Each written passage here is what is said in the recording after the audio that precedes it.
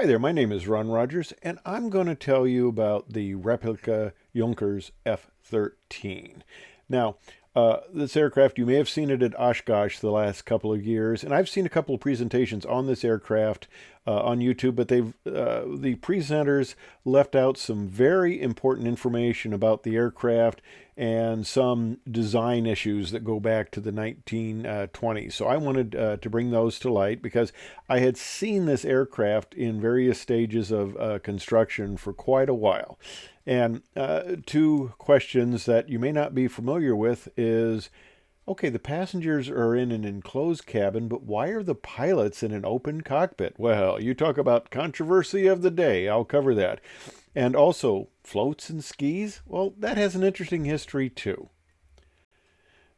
Now, like I said, when my aircraft was being built, my Great Lakes, um, it took a little bit over a year, so I had to get in line. So I made quite a few trips up to Battle Creek, the Waco aircraft company up there, and I made quite a few trips up there and was seeing my aircraft in various stages of construction. And most of the time, there were these couple of corrugated wings setting in the back corner of the hangar, basically waiting till Dieter got a little more involved. And there were some issues with the Waco Aircraft Company, and Dieter needed to get involved because basically I bought my aircraft and it was an upgraded model with upgraded avionics, and I bought it for right around $300,000. Well, I was told that the previous management never really figured out how much it cost to build the aircraft. I mean, and these are artisan built aircraft. I mean, the workmanship on this is just amazing. And I was told by an individual there who since left the company that they probably lost $100,000 on my aircraft.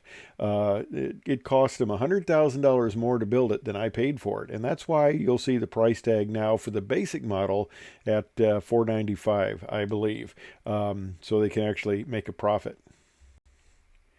Now, Dieter's an interesting guy. He's very German, and he came over. He bought this company, very great aviation enthusiast, and I met him last year, 2023, up at Oshkosh. And my son, the oldest one who's an airline pilot, is fluent in German. And okay, I'm not talking about, just he took it in high school. We've had exchange students. He's spent a lot of time over there. He's now married to a German woman, and he took a lot of courses, a lot of work. And I have been often asked that by German people, German-speaking people, where did my son learn to speak English so well? Because they think he's native. So I mentioned to Dieter that my son was fluent in German. So, he's probably thinking, yeah, the kid took it in high school for a year or two, so his dad thinks he's fluent. Well, my son came over, started talking to Dieter, and shortly thereafter, Dieter comes up to me and he says, your son's German is perfect. So he was very impressed, and to impress a German with your German is doing pretty well. But my airplane, after it was produced, was up at Oshkosh. It was built in 2022. So in the year of 2022, my airplane was exhibited up there, and you see the F-13. By then, they had completed their replica, and there it is up at Oshkosh. And for the mere price of $1.9 million, you could take this guy home. Now, let's talk about the basic F-13, because I think you'll find its history quite interesting. Uh, it was the first all-metal transport aircraft developed in Germany after World War One, and of course they were competing against a lot of surplus military aircraft, and there were also restrictions on the Germans back then because of this thing called World War One of producing military-type aircraft. So that gave them quite a few restrictions. Now, this was a cantilever wing, which is an advanced design for itself. It could seat four passengers and two pilots in the open cockpit design. Now, there were 322 of these things built, which was a large number back at that time. We're talking 1920 when they first built this thing. Now, it first flew in 1919. And there were a number of various versions with different engines. They had float planes, water skis, and I'll talk about why that's significant in just a second. So why open cockpit? Well, there were a lot of interesting ideas back in early aviation. The first one was there wasn't a whole lot of instrumentation. I mean, an airspeed indicator at the time could be this little vane that moved back and it had a little scale, and you'd read, okay, that's 40 miles an hour, that's 50, you know. But the pilots didn't trust these instruments very much, and they've been used to really flying. You know, you talk about seat of your pants. These guys flew seat of their pants. And they didn't like to be enclosed where they could not feel the wind. That was a big deal. They did not want, I mean, they were adamant. There were many airplanes produced at that time with enclosed passenger cabins, and the pilots totally open. You see it on the Boeing 80 in that, the mail planes in that. They had to feel the slipstream. They had to feel the wind. They had to sense when they had a side slip, and they did not trust instruments, and they weren't very good. In fact, early in the aviation, this is what caused the death of one of the first female pilots, was they didn't like seat belts. No belts whatsoever. I mean, these people were essentially setting in open, on wicker seats in totally open aircraft with no seat belts. I mean, that just absolutely scares the heck out of me, because you could fall right out of the thing, which some of the people did. But their attitude was that if anything happened on landing, and these were slow airplanes, you know, if they were doing 40, 50 miles an hour, that was high speed back then. This aircraft cruised at 99 miles per hour.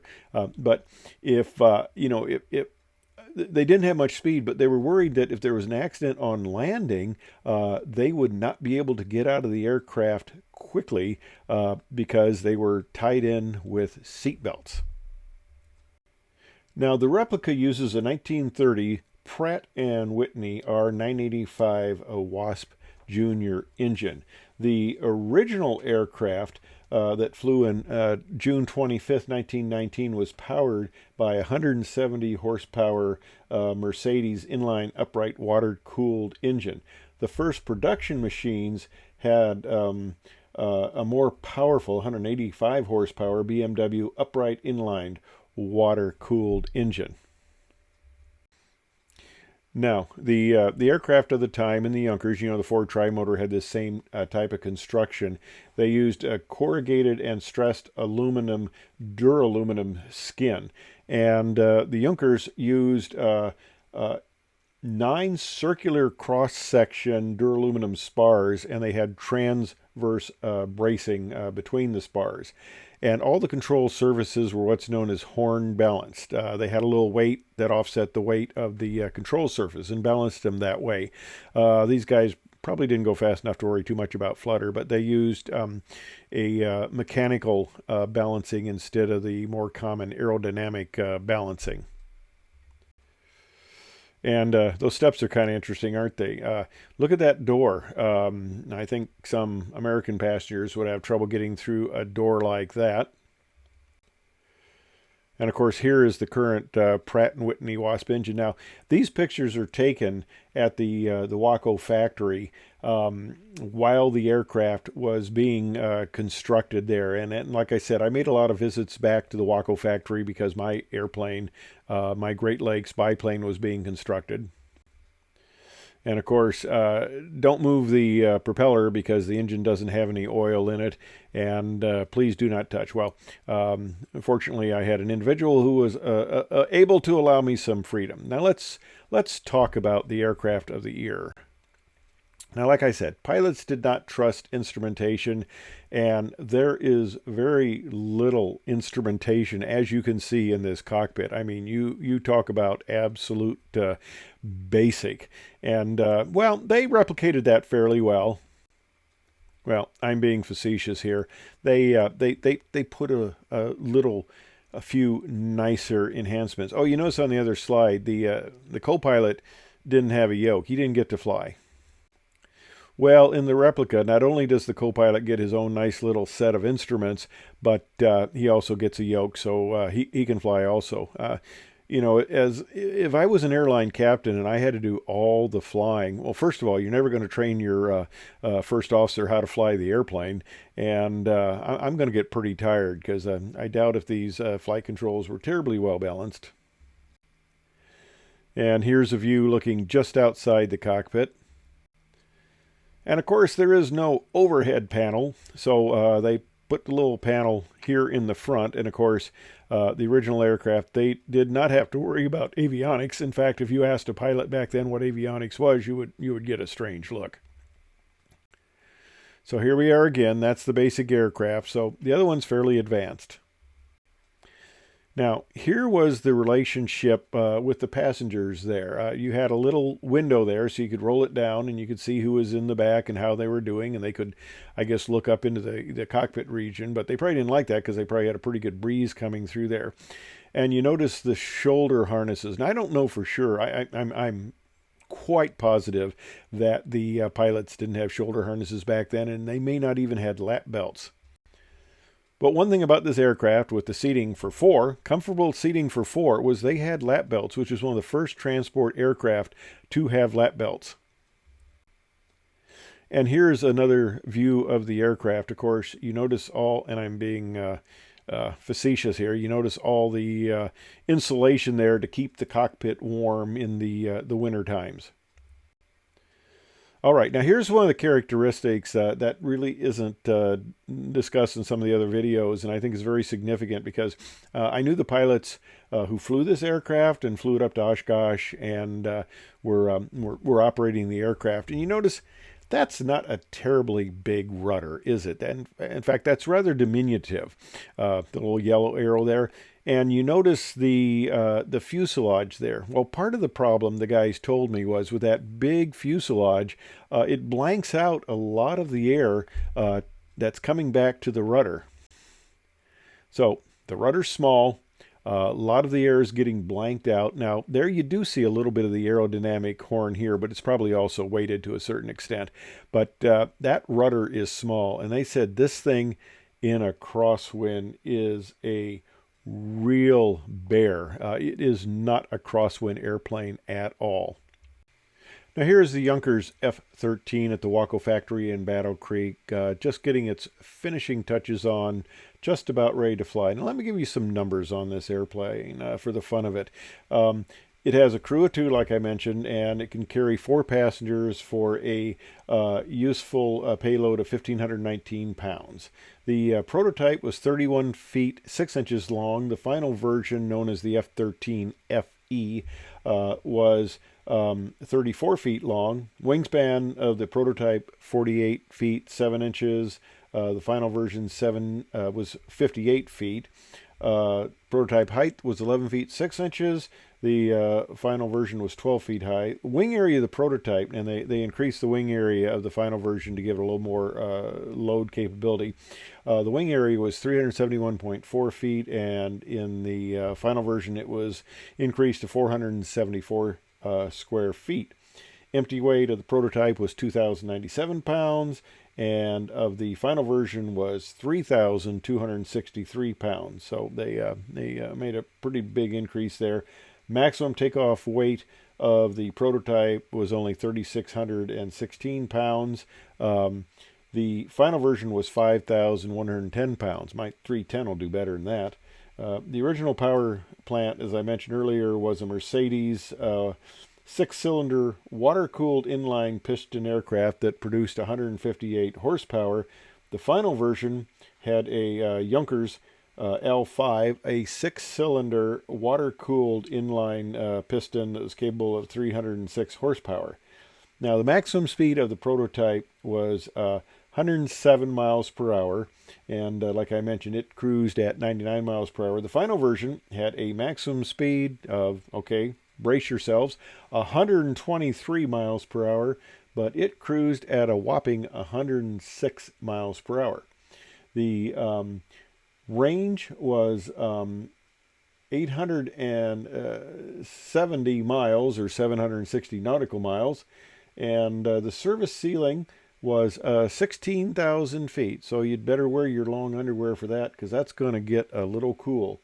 And the rate of climb was 472 feet per minute. All right.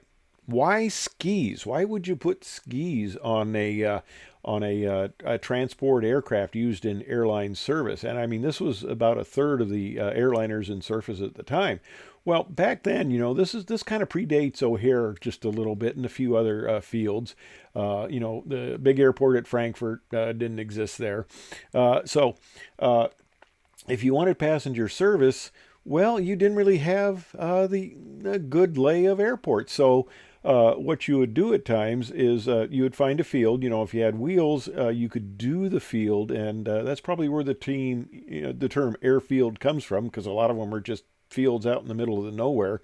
In fact, I'll do a little digression here. When I flew the Boeing 247, they told me it had the ability to drop flares, which I thought, well, why do you do that? Well, what they would do is if they had to divert, they couldn't land at their main field, they would pick a farmer's field. And they had a few of these that were arranged where they would set out these little pots. If you're old as me, you remember when they did construction, they had one of these things that looked like a bomb with a wick coming out, and it was an oil lamp, and you'd light that. And they'd put these along the field if they came in at night. Well, if you didn't have that facility, you would drop these flares so it would illuminate the area, and you'd come in and land in just a field.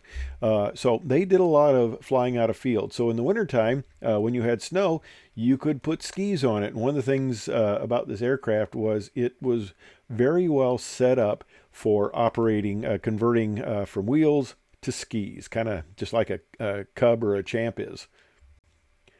And here we have one on floats. Well, a lot of times it was easier to access a river, an ocean, or a lake, and there's a lot of hilly terrain around, in Europe and stuff. And a lot of times you would have a suitable body of water that would act as a, airfield.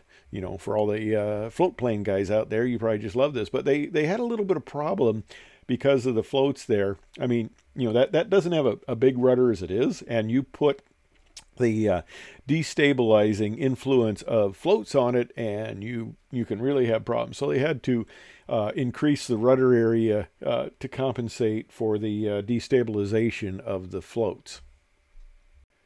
So the Junkers F-13 is an aircraft with a real interesting pedigree. Like I said, it first flew in June of 1919. It entered service in 1920. It was retired in the 1930s.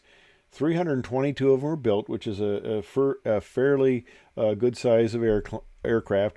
And you can get, I don't know if it's going to be at Oshkosh this year or not. I haven't heard. It's kind of a pain to get it around because of crosswind limitations, and it burns a lot of fuel. They took it down to Sun and Fun, and they told me that that was very expensive to fly the airplane down there. So I'm not sure if it's going to be in Oshkosh or not. We'll see. If it is, I'll give you an update on that.